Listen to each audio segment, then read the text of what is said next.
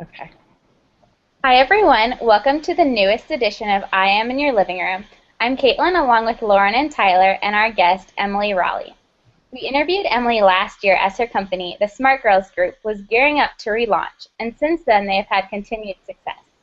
Emily is the founder of the Smart Girls Group, a multi-platform brand that provides products and services that empower women and girls to succeed in all facets of life.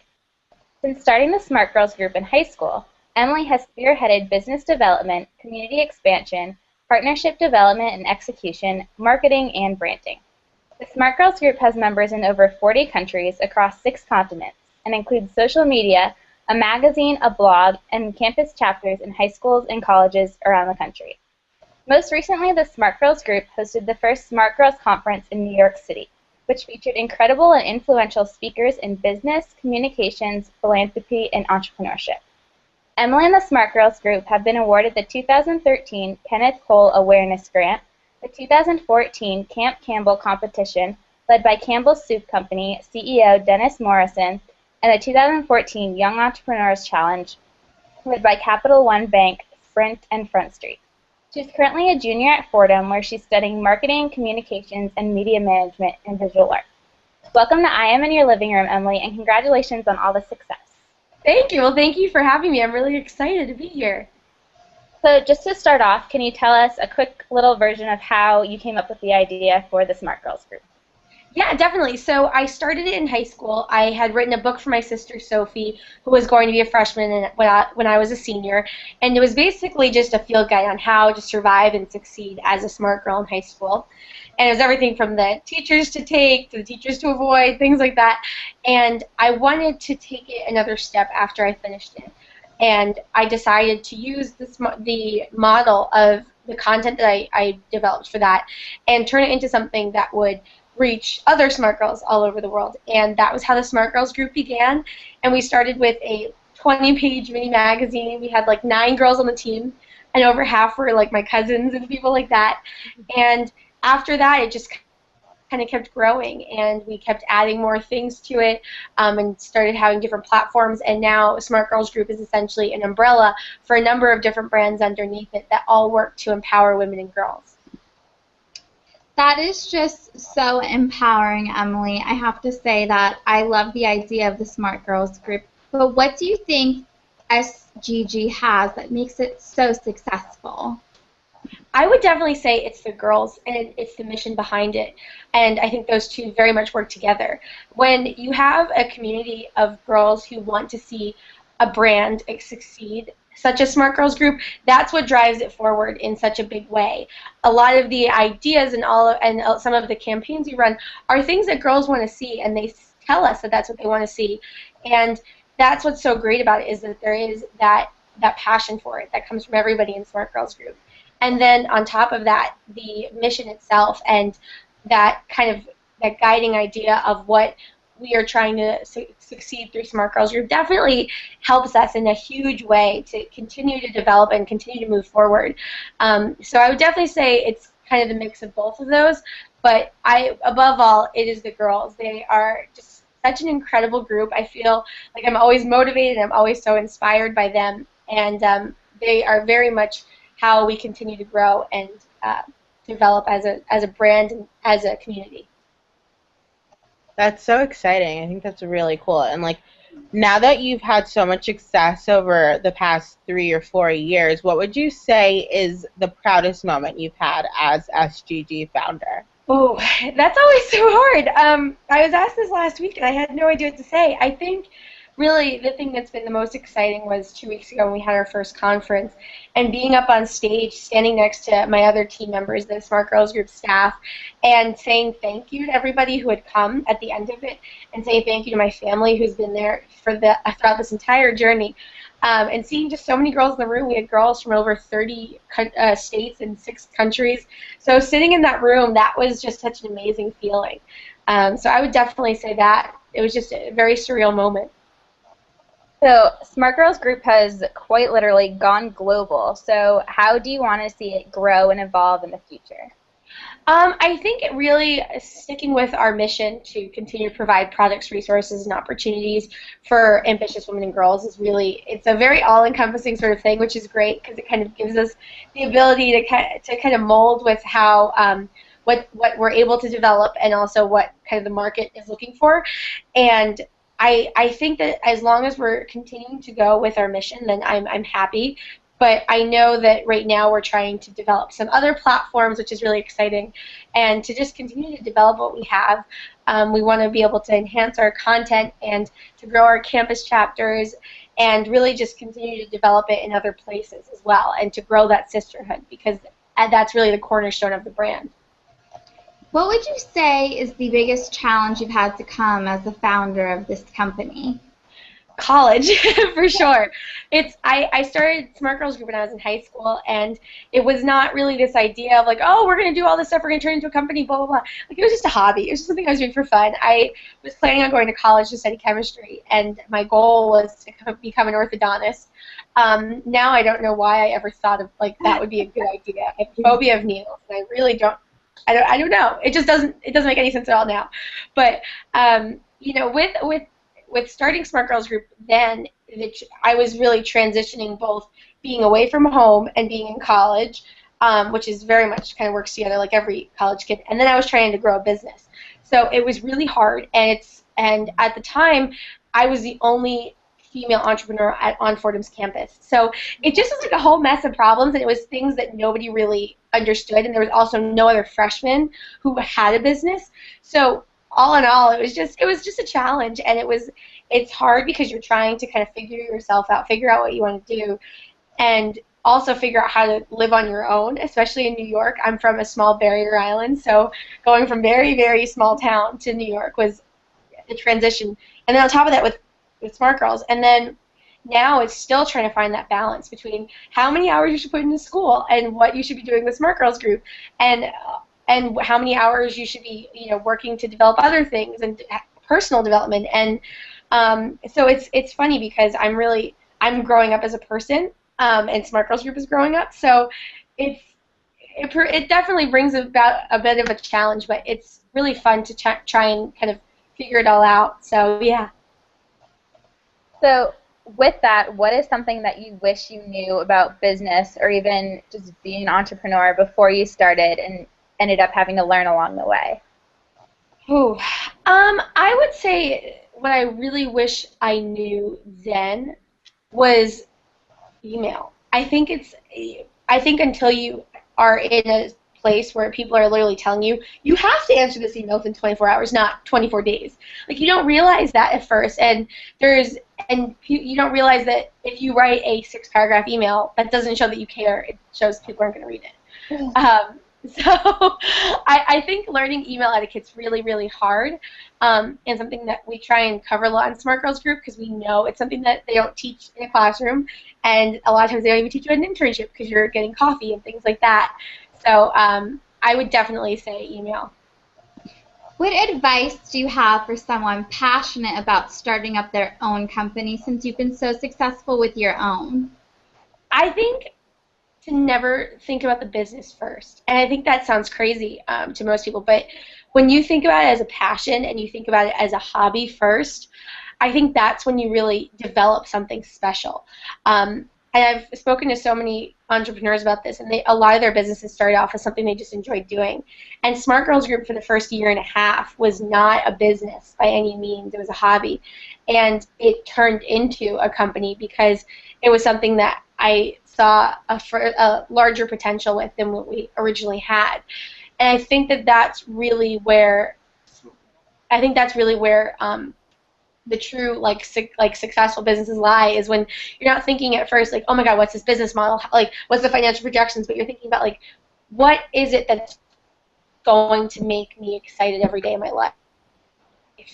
And that's really what I have learned through Smart Girls Group, and that's really something I learned from other people, especially. So Yeah, and speaking of other people, who is someone you look up to as a successful business person? There's so many people. I mean, I it doesn't take a lot for me to be inspired by somebody. I think there's very few people I meet in my life where I can't find something that inspires me about them. I don't know if I've come across anybody yet who I haven't, but I would say the person who I have been most inspired by is definitely Richard Branson, and I think that's something everybody says. So it's kind of a lame, it's a kind of a lame response, but I just think he's just so cool. I think his how he's grown Virgin as a company is incredible, and I've practically studied him through his books and through his interviews. I'm amazed at how he has developed Virgin, and I think I identified with him as a 17-year-old starting a magazine. So yeah, I would definitely say him.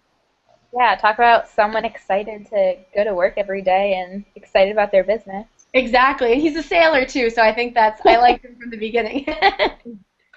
So here at I Am, you might be familiar with our Smart is Sexy campaign. Smarts are a quality to be admired, and we believe that you can have beauty and brains at the same time. So, Emily, we want to know, what qualities do you find most smart and sexy in a person? I think it's ambition. I think that we so often kind of put off ambition as this kind of negative quality in women, and it's a positive thing for men. And I think that what I've learned with Smart Girls Group is that ambition really isn't a dirty word, and I think that that is really where I have found that women have the hardest time admitting that they're ambitious, and it's kind of like a double-edged sword, because like if you're ambitious, then it means that you're not necessarily a nice person, or you're very pushy or things like that. And then if you aren't ambitious, then you're lazy. So it's kind of a double-edged sword. But I think what I've learned with Smart Girls Group is that there is something that's so incredible about ambitious people that we really celebrate in Smart Girls Group, because we want girls to realize that being ambitious is awesome, and it's something that you should always strive for, especially when all you want to do some days is just sit around and watch Netflix. So I think that's definitely what I think is both smart and sexy. So speaking of society, especially for girls, society creates a stereotype that smart and sexy are mutually exclusive. So how is the Smart Girls Group changing that perception? I think we're really just changing the perspective of what it means to be smart. So often I think we correlate being smart as having a high SAT score or a really great GPA or the prestige of the college that you get to or the prestige of the job that you get after you graduate. And what we're trying to empower the girls in Smart Girls Group is that that's not necessarily what it means. Being smart is just following your passions and really trying to use them to both impact your life and impact the world around you in a positive way. And I think that by changing what it means to be smart, you're able to make smart sexy. And we try and do that even with the branding in Smart Girls Group, is that you can be this like incredible person and call yourself smart. You can be fashionable. You can have great hair. You can do really great in school. You can have a really great job. You can just do something that you're excited about, even if it's just like for competing in a double Dutch competition, whatever, and that will make you smart. And I think in doing that, we're changing what it means to be smart, and I think it's very much in the pages of our magazine, and it's in our publications, and it's in the conversations that we have. And even with our conference that we just had, a lot of the people in the room really everyone in the room represented that smart can be sexy. It can be, more than just getting good grades, because smart's so much more than just that. So who is someone that you think really embodies what Smart is Sexy is, that you admire and look up to and kind of try to model yourself after? My mom, for sure. I feel like everybody always says their mom or their parents when they're talking about things, but I would definitely say my mom. Since my sister and I were little, she really always encouraged us to be smart, and that was something that both of my parents really did. But she also really encouraged us to be presentable and to present the best of ourselves, whether that was how we looked, how we behaved, anything, and just really what we pursued. And I was always really inspired by that. And she led by example, and I am always inspired by her and how she's presented herself as both an intelligent person and as somebody who's she's got it all going on. And I really admire that about her. And I think that she has ingrained that in both of my sister and I hope that I can continue that as a adult. I guess that's what I am now. So I would definitely say my mom. So I feel like we've been hitting you with a lot of hard questions, and now we want to get to something a little bit more easy, a little bit more fun. Okay. So with these questions, don't think. Just say what comes to your mind first, okay? Okay, sounds good. So first, heels or flats? Flats for sure. If you were on a deserted island and you could only have 3 things, what would you bring? Oh gosh. Well, I'm a sailor, so I definitely say a sailboat. My laptop, for sure, because none of us can live without our laptops. And probably coconut ice cream. Or no, a friend. A friend. Can I have a friend from deserted? I would say a friend. What is your go-to karaoke song? Oh my gosh, definitely "Run the World" by Beyonce. I feel like that's so stereotypical. That's the best song ever. This next one should be easy for you. Beach or mountains? Oh, beach for sure. I'm about 20 steps from it right now. Early bird or night owl? Oh gosh, definitely. I'm out and about early, but I actually work the best at night. I'm like my prime time is between about 11 p.m. and about 4 a.m. So really, it's kind of not the best of either. But I guess I'd say morning. What is your go-to Starbucks drink, since you clearly need to be caffeinated to be working that late? I actually don't drink any coffee, but I guess the Oprah chai tea latte is my favorite thing ever right now. So I would say that. So do you prefer to be dressed up for a night out or pajamas for a night in? Oh, pajamas for sure. What is the last book that you read? I just finished Richard Branson's, actually, speaking of him, his book Like a Virgin, and I loved it. It was just all about, really it was just about his experience with running a business and different advice he had for entrepreneurs. So I just finished that about 2 days ago. Definitely have to look into that then. Okay. His books are great. I actually didn't know he had written any, so I'll have to look those up. Yeah, you definitely look into them. They're really great. So here at IM, we have an anti-bullying social media campaign called #BeTheOneWho, working to create a community of support for those experiencing bullying to let them know that they aren't alone. So with the mission of being smart and sexy, and now we have the anti-bullying campaign, would you say SGG is giving girls a place to explore who they are and who they want to be without being afraid of judgment or bullying? I would definitely say that. I think that that's very important in Smart Girls Group. The thing I remember even saying when we had a very small group was, like, everybody's got to leave their attitude at the door. And that's a big thing within Smart Girls Group, is that everybody needs to be empowering each other. And when that's not the case, we try and nip it in the bud very fast, because I think that that's especially a problem for girls that I've seen, is that we kind of try and knock each other down instead of building each other up. And in Smart Girls Group, our goal really is for people to have a community of people who are going to support them. They're going to lift them higher. So I would definitely say that Smart Girls Group is really big on that. And I've seen that girls who have been bullied or have suffered some kind of like sad event in their life find a home in Smart Girls Group. And I think that that's probably one of the most rewarding things to see, is that these girls who really maybe didn't have such a great time in high school or in middle school or regardless in any kind of setting, and they're able to come into Smart Girls Group and find their place. Yeah, that's really great.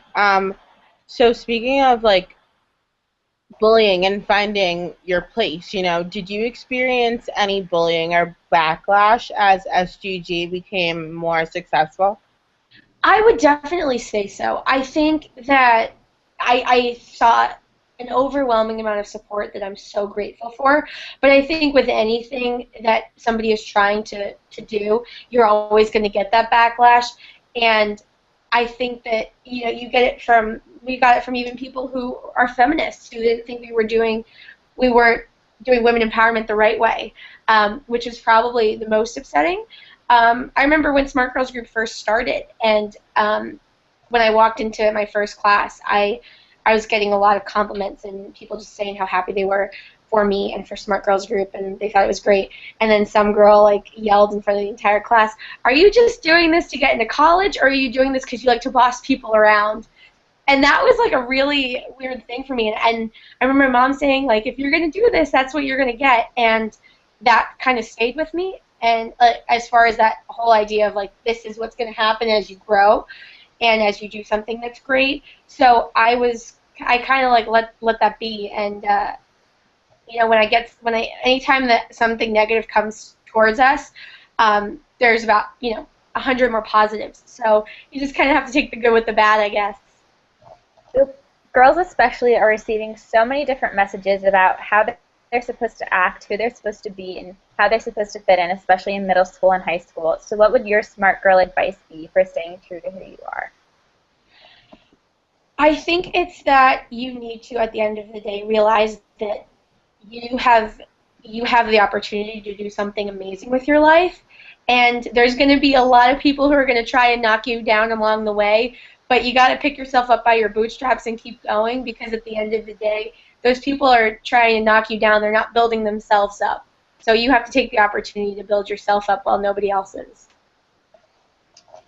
Sometimes smart is used and twisted by bullies to make fun of someone, especially girls. How has SGG been able to change that perception and make being smart into something to be proud of? I think it's in our content. I think it's with the girls. When one girl does something amazing, I mean, there was a girl last year who won class president, and she told me that she got in about 30 emails from girls in Smart Girls Group, and tweets and Facebook messages and everything like that congratulating her. And I think that that's really the true testimony of what Smart Girls Group does, because it shows that what we're trying to do is just trying to provide a space where girls they're not going to get knocked down. And I think that when there's a space for that, there's that level of hope that they found their place. And even if they're going throughout their day and there's not another Smart Girl sister in their school or something like that, they have a home base to come back to, and a place where at the end of the day, even if they had a rough day because somebody said or something like that, they have somewhere to turn to and really see that there is kind of a light at the end of the tunnel, and they're going to encourage you to succeed. And those are the kind of people at the end of the journey that are going to be there for you. Here at IM, we think fashion is a great way to showcase your creativity and personality. So we love to hear from our guests how they use fashion in their everyday lives. What is one of your go-to outfits that makes you feel really good about yourself? Oh, that's hard. I wish I like fashion. I can't put things together. So I still am calling my mom on a daily basis anytime I have something important going on, asking her to if she can remember what's in my closet, what I should wear. But I would say my go-to when my mom isn't around or just in general, I guess, is fit and flare dresses. I'm really, really petite, so I think it really helps to be able to have a kind of a go-to style of dress. So I'm always wearing those. That and just a statement necklace is always the go-to. So what does fashion and style mean to you? I think it is presenting yourself in the smartest way you can, and really it's presenting your brand to the world without ever saying a word, and kind of being the live business card of who you are. Who would you say your style inspiration is currently? I I really, really love Sydney Carver. She's the blogger behind Summer Wind. I'm obsessed. Oh, I read her. I love her. Oh, cool. Oh, my gosh. I am obsessed with her style. I just think it's fantastic. And definitely my sister has a really cool sense of style. It's very different from mine, but it's very, like, kind of beachy. I don't want to say hippie because that's, like, not really the term I'm looking for, but kind of like that whole realm. And I'm always really into her style. I guess bohemian. There's the word I was looking for. I really like her style, and I really like my mom's, and I feel like I keep referring to my family, but I'm very fortunate that we're all able to share clothes. I'm always able to kind of see what they're doing, because they definitely are kind of more of the fashionistas. But I like how both my sister and my mom dress, and I kind of try and either take what they're wearing and wear it another day, or try and do something like it all the time. Sydney has like the best hair. I always try to like figure out how to make it look as good as I had coffee with her last year, and that was one of the questions I asked her. Then when I met her in person, I realized she just had, like, it is even more beautiful in person. Like, I was blown away. I didn't know people could have that nice of hair.